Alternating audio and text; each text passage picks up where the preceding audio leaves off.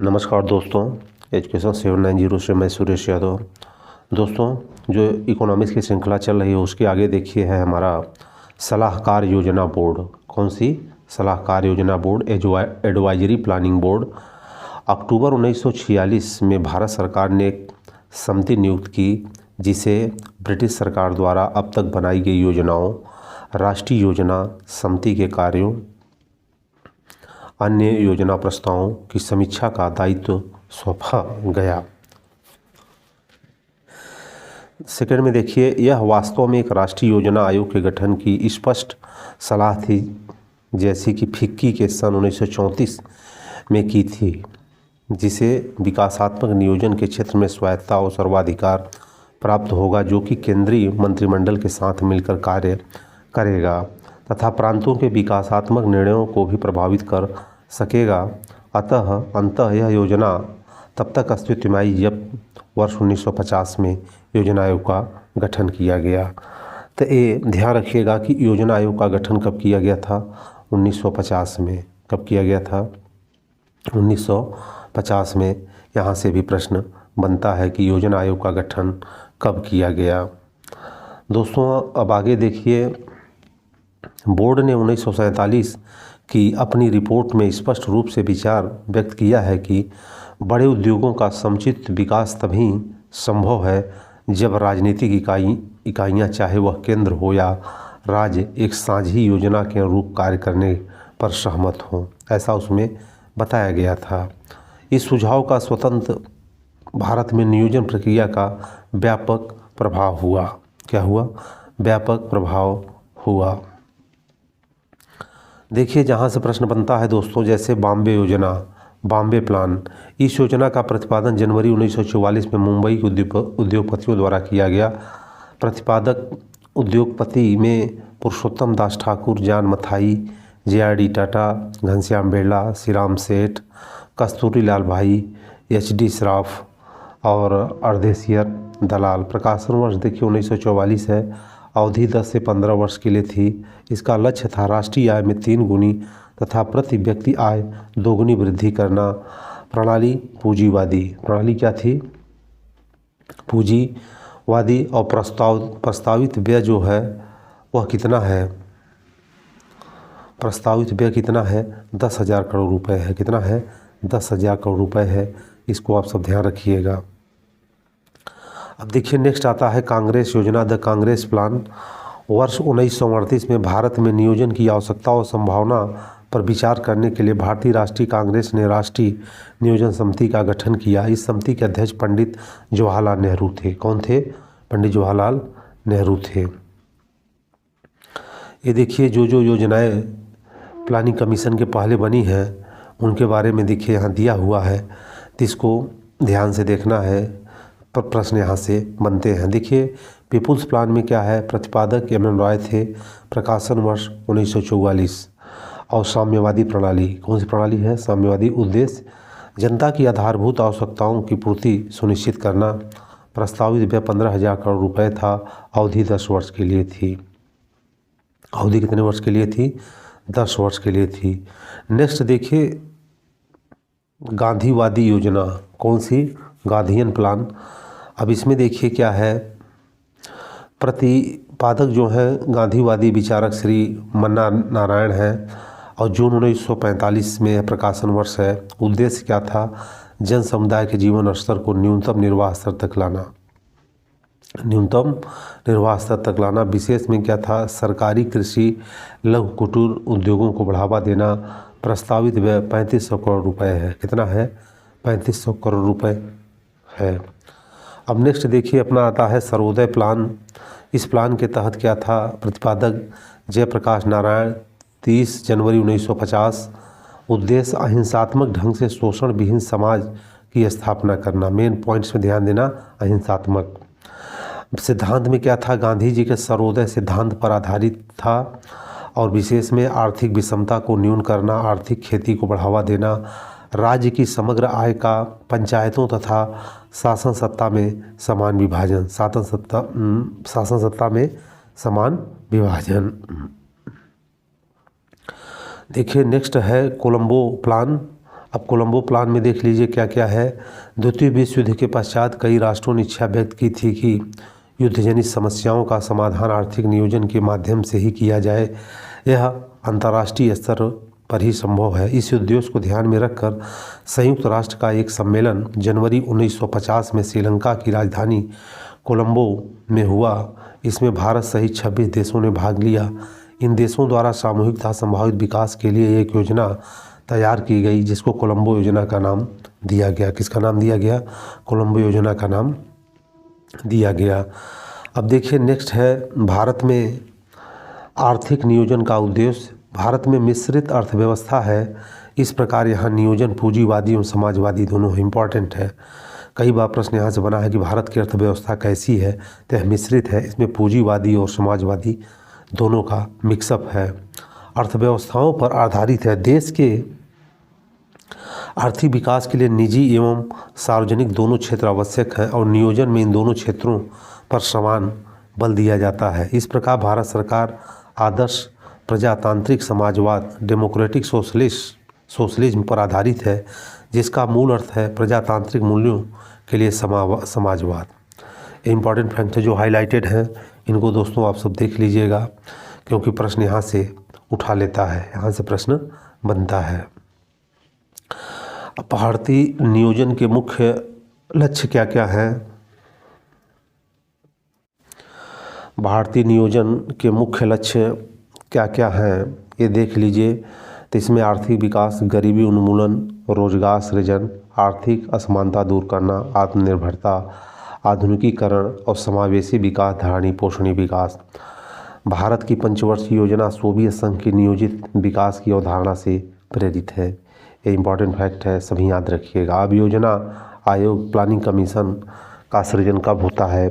यहाँ से देखिए काफ़ी प्रश्न बनते हैं। 1950 में योजना आयोग की स्थापना केंद्र था राज्यों के मध्य वित्त बंटवारे और इसकी योजना बनाने हेतु की गई। इसकी स्थापना केंद्रीय मंत्रिमंडल के कार्यकारी प्रस्ताव के आधार पर की गई थी। योजना आयोग एक संविधानेतर और गैर संवैधानिक एवं परामर्शदात्री निकाय है, ध्यान रखिएगा। यह संविधान के तहत इसका कोई वो नहीं है, तो यह संविधानेतर या गैर संवैधानिक परामर्शदात्री निकाय है, क्योंकि अगर संवैधानिक होती तो इसका कोई न कोई आर्टिकल होता है, इसलिए संवैधानिक नहीं है। अब देखिए इसमें योजना आयोग के एक अध्यक्ष का प्रावधान था कि भारत का प्रधानमंत्री योजना आयोग का पदेन अध्यक्ष होगा और आयोग का एक उपाध्यक्ष होगा जो कि इस संस्था पर कार्य करता रहेगा। उपाध्यक्ष की नियुक्ति मंत्रिमंडल की सिफारिश पर की जाती थी तथा इसे कैबिनेट के स्तर पर दर्जा प्राप्त होता था। गुलजारी लाल नंदा योजना आयोग के प्रथम उपाध्यक्ष थे, याद रखिएगा। वित्त मंत्री तथा योजना आयोग के पदेन सदस्य होते हैं और इसके अतिरिक्त कुछ केंद्रीय मंत्रियों की अस्थायी सदस्यता दी जाती थी। आयोग के 7 पूर्णकालिक सदस्य और इन्हें राज्य मंत्री का दर्जा प्राप्त होता है। अब देखिए योजना आयोग के कार्य क्या क्या थे, जो सबसे इम्पोर्टेंट है, यहाँ से प्रश्न बनता है। योजना आयोग के कार्य में देखिए क्या क्या है। देश की आर्थिक समृद्धि एवं विकास हेतु योजना निर्माण करना, देश के भौतिक पूंजीगत और मानव संसाधनों का मूल्यांकन करना, देश के संसाधनों में अधिक प्रभावी और संतुलित उपयोग की योजना बनाना, प्राथमिकताओं का निर्धारण, संसाधन का आवंटन करना, योजना के प्रत्येक चरण में कार्यान्वयन में हुई प्रगति का समय समय पर मूल्यांकन करना है। समय समय पर क्या करना है? मूल्यांकन करना है। अब देखिए इसमें भारत में पंचवर्षीय योजनाएं, 5 ईयर प्लान इन इंडिया।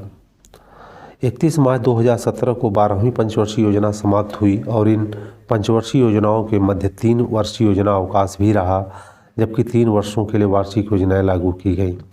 अब देखिए प्रथम पंचवर्षीय योजना 1951 से 56 के बीच में है।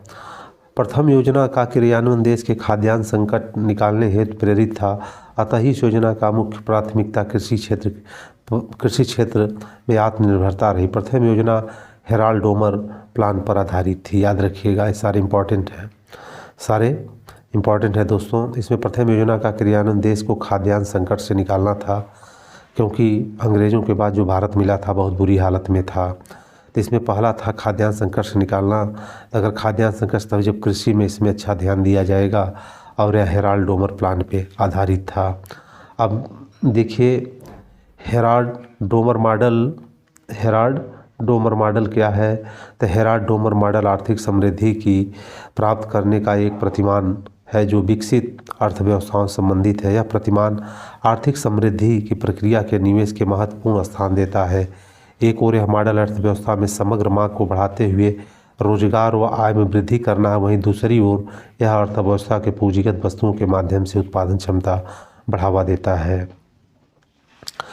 दोस्तों देखिए, इस योजना में निम्नांकित लक्ष्य निर्धारित किए गए थे, जिसमें देखिए द्वितीय विश्व युद्ध और देश के विभाजन के फलस्वरूप क्षतिग्रस्त अर्थव्यवस्था का पुनर्स्थापन करना, उत्पादन क्षमता में वृद्धि था, आर्थिक विषमता क्या था संभव मतलब बराबरी करना, और खाद्यान्न संकट का समाधान, कच्चे माल के विशेष पटसन और रुई के उत्पादन में सुधार लाना। इस योजना के आधारभूत अवसंरचना जैसे सड़क निर्माण, परिवहन, संचार सुविधाएं, सिंचाई, जल विद्युत विकास पर बल दिया गया। भूमि सुधार था, सामुदायिक विकास कार्यक्रमों के माध्यम से कृषि क्षेत्र का विकास करना इसमें आधारित था। अब देखिए इसमें अचीवमेंट क्या क्या हुआ था उसको देख लेते हैं। तो प्रथम योजना में लक्षित विकास दर 2.1% की अपेक्षा प्राप्ति अधिक हुई, 3.6% रही। प्रति व्यक्ति आय में 1.8% की वृद्धि दर्ज की गई।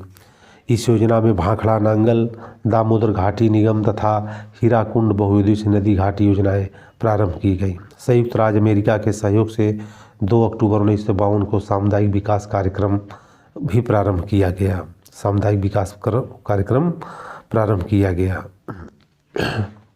दोस्तों देखिए, मैं बताना चाहता हूं कि पंचवर्षीय योजनाओं से प्रश्न काफ़ी बनता है, तो इसको आप सब ध्यान से 2 से 3 बार देख लीजिएगा, पढ़ लीजिएगा। 1956 से 61 के बीच में जो टाइम पीरियड है ये सेकेंड 5 ईयर्स प्लानिंग का है। तो द्वितीय पंचवर्षीय योजना भारतीय सांख्यिकी कार्यालय कोलकाता के निर्देशक प्रोफेसर PC महालनोबिस के मॉडल पर थी। ये ध्यान रखिएगा, ये हाईलाइटेड पॉइंट आपको याद ही होना चाहिए। CSO कार्यालय में प्रोफेसर PC महालनोबिस के मॉडल पर 1 अप्रैल 1956 को लागू की गई और 31 मार्च 1961 को समाप्त हुई। इस योजना के निम्नांकित लक्ष्य निर्धारित किए गए। इसका मुख्य उद्देश्य समाजवादी समाज की स्थापना करना, देश के लोगों के जीवन स्तर में सुधार, 5 वर्षों में राष्ट्रीय आय में 25% वृद्धि करना, आधारभूत उद्योगों व भारी उद्योगों पर विकास पर बल देना, आय व संपत्ति की असमानता को कम करना तथा आर्थिक लाभ को समान वितरण करना, रोजगार के अवसरों में वृद्धि करना और पूंजी निवेश को 7% से बढ़ाकर 1960-61 में 11% तक करना। अब देखिए उपलब्धियां, इसमें अचीवमेंट क्या क्या हुआ था दोस्तों, इसको हम देख लेते हैं। अचीवमेंट में क्या क्या है, तो इस योजना के दौरान राउरकेला, भिराई, दुर्गापुर में लौह इस्पात संयंत्र स्थापित किए गए। साथ ही चितरंजन लोकोमोटिव, सिंटरी उर्वरक कारखाना, इंटीग्रेटेड कोच फैक्ट्री आदि की योजना इस काल के दौरान स्थापित की गई। याद रखिएगा कि यह द्वितीय पंचवर्षीय योजना के तहत किया गया था। अब नेक्स्ट देखिए आपका आता है तृतीय पंचवर्षीय योजना। तो इसका टाइम ड्यूरेशन है 1961 से 66 के बीच में।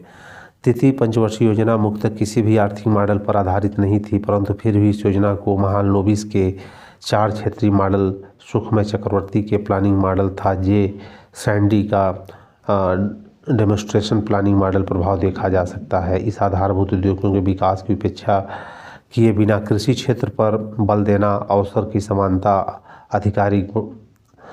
अधिकाधिक बढ़ाना जिससे कि आय की असमानता को कम किया जा सके, देश में रोजगार के अवसरों में वृद्धि करना जिससे मानवीय शक्ति को अधिकतम संभव सीमा तक प्रयोग किया जा सके। इस योजना में कृषि और उद्योगों पर बल दिया गया था तथा इस योजना का मुख्य उद्देश्य भारतीय अर्थव्यवस्था को आत्मनिर्भर बनाना है। भारतीय अर्थव्यवस्था क्या बनाना है? आत्मनिर्भर बनाना है। अब देखिए वर्ष 1962 में भारत चीन युद्ध में, 1965 में भारत पाक युद्ध तथा भीषण सूखे के कारण 2.5% की निम्न वृद्धि दर ही प्राप्त की जा सकी और वृद्धि का लक्ष्य 5.6 रखा गया था। इसी योजना के अंतर्गत 1964 में सोवियत संघ के सहयोग से बोकारो आयरन एवं स्टील कंपनी की स्थापना की गई। किसकी की गई? कंपनी की स्थापना की गई।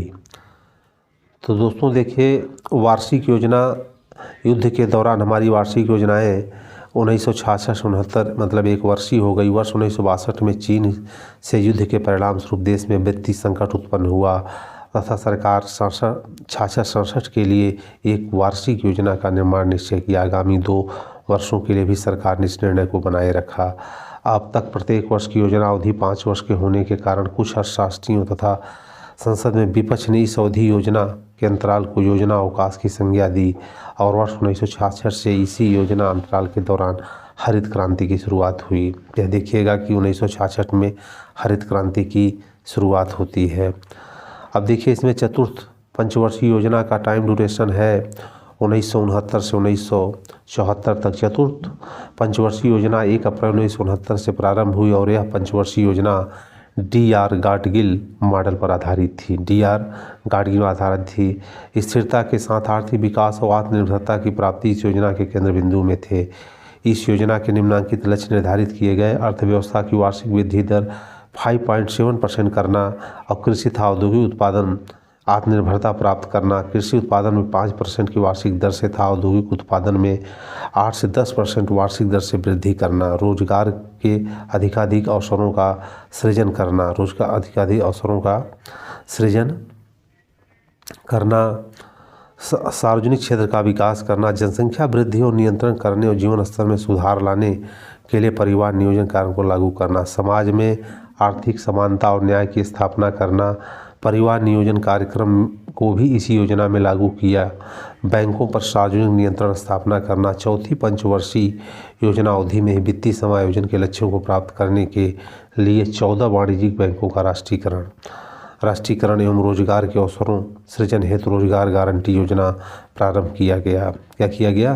प्रारंभ किया गया। अब देखिए वर्ष 1974 में भारत भूमिगत नाव की परीक्षण, वेरी इंपॉर्टेंट, स्माइलिंग बुद्धा किया। याद रखिएगा, इंपॉर्टेंट है 1974 में।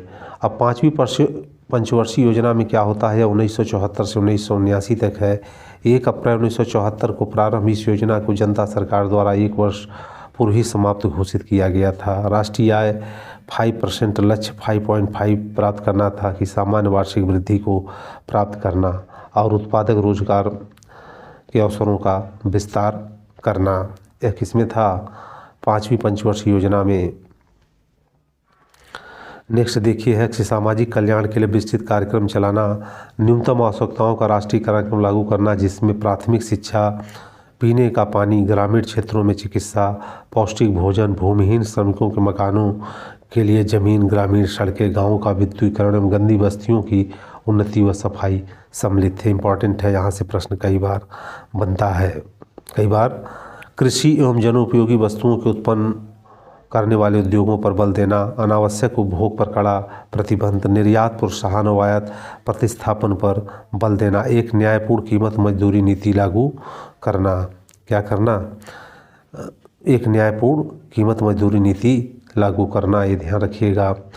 और इसी योजना में सबसे बड़ा है कि 5वीं पंचवर्षीय योजना में ही गरीबी हटाओ का नारा दिया गया था। वेरी इंपॉर्टेंट है, कई बार प्रश्न में आया हुआ है। इसी योजना के दौरान 1975 में 20 सूत्री कार्यक्रम प्रारंभ किया गया। इस राष्ट्रीय न्यूनतम आवश्यकता कार्यक्रम 1974 और काम के बदले अनाज 77-78 में इसी योजना के क्रियान्वित किए गए। अब देखिए अनवरत रोलिंग प्लान में क्या क्या है जो 78 से 80 है। वर्ष 1978 और 80 के मध्य 6ठी पंचवर्षीय योजना को लागू करने के लिए 2 बार प्रयत्न किए गए। पहली बार जनता पार्टी की सरकार द्वारा 1978 से 83 जो मात्र 2 वर्ष तक चली और दूसरी ओर कांग्रेस सरकार द्वारा जब 1980 में सत्ता में पुनः वापस आई तो जनता पार्टी सरकार द्वारा शुरू गई योजना को अनवरत योजना भी कहा जाता था। क्या कहा जाता था? अनवरत योजना कहा जाता था। अब देखिए इसमें नेक्स्ट जो है पॉइंट है अनवरत योजना का प्रतिपादन गुन्नार मेडल। याद रखिएगा, गुन्नार मेडल द्वारा अपनी पुस्तक द एशियन ड्रामा में किया गया था और इसे भारत में लागू करने का श्रेय जनता पार्टी सरकार को डी.टी. लकड़ावाला को जाता है। याद रखिएगा सब पॉइंट। इस योजना के दौरान उच्च मूल्य मुद्राओं का विमुद्रीकरण, शराबबंदी, जन वितरण प्रणाली का विस्तार और सार्वजनिक बीमा योजना प्रारंभ की गई। सार्वजनिक बीमा योजना प्रारंभ तो पाँचवीं पंचवर्षीय योजना में दोस्तों जो पॉइंट है बड़े इंपॉर्टेंट है, इसको ध्यान से देख लीजिएगा। अब देखिए छठी पंचवर्षीय योजना 1980 से 85 के बीच में, इस योजना के आगत और निर्गत मॉडल पर आधारित थी। इसका मुख्य उद्देश्य गरीबी उन्मूलन, रोजगार वृद्धि करना और इस योजना में निम्नलिखित लक्ष्य निर्धारित किए गए। आर्थिक विकास की दर में पर्याप्त वृद्धि, संसाधनों के प्रयोग से संबंधित कार्यकुशलता में सुधार तथा उत्पादकता को बढ़ाना, आर्थिक एवं प्रौद्योगिकी आत्मनिर्भरता को प्राप्त करने के लिए आधुनिकीकरण को बढ़ावा देना। अब देखिए इसमें नेक्स्ट जो पॉइंट थे यह थे कि गरीबी तथा बेरोजगारी के व्यापक में लगातार कमी लाना, न्यूनतम आवश्यकता कार्य के माध्यम से लोगों के जीवन स्तर में गुणात्मक सुधार लाना, ऊर्जा के घरेलू स्रोतों तेजी के साथ विकास तथा ऊर्जा के संरक्षण और कुशलतापूर्वक उपयोग पर बल देना, सार्वजनिक नीतियों एवं सेवाओं का ऐसा रूप देना जिससे आय और संपत्ति का असमानताएं कम हो, विकास की गति और तकनीकी लाभों के प्रसार में क्षेत्रीय असमानताओं में कमी लाना।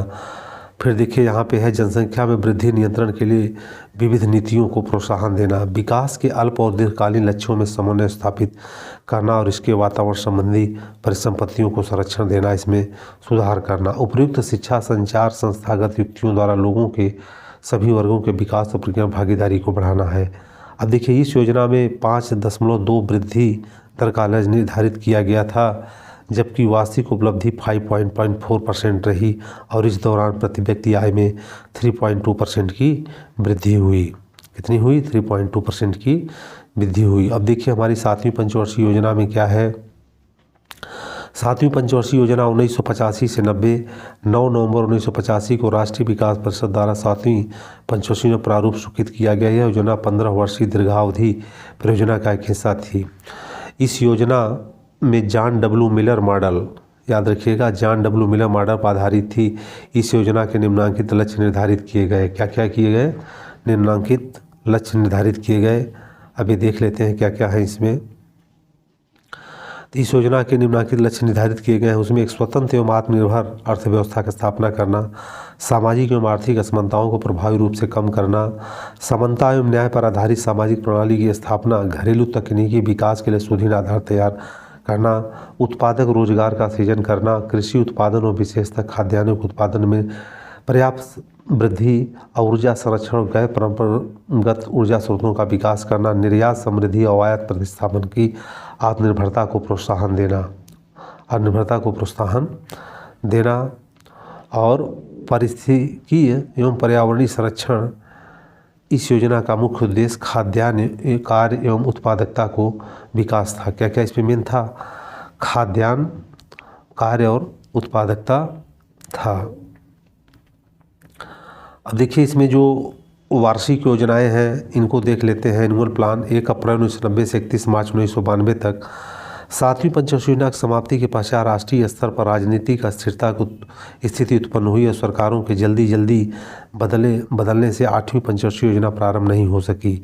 नवंबर 1990 जनता सरकार के पतन के बाद कांग्रेस समर्थित चंद्रशेखर सरकार ने योजना आयोग को पुनर्गठन कर मोहन धारिया को इसका उपाध्यक्ष नियुक्त किया।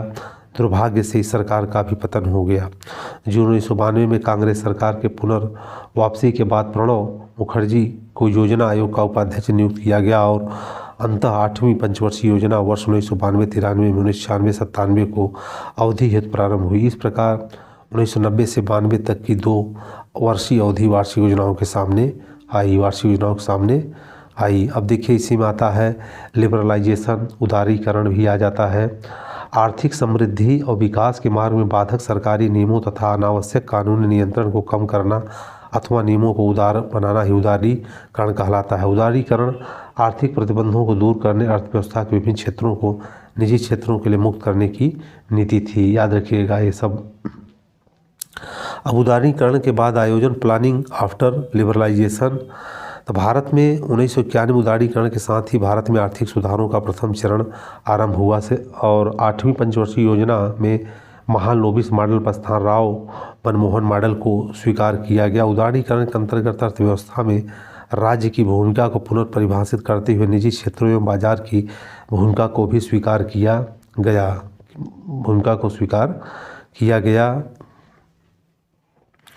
और इसके बाद वैश्विक कि इस दौर में शहर गांव, अमीर गरीब, पुरुष महिला के बीच अंतराल विद्यमान था।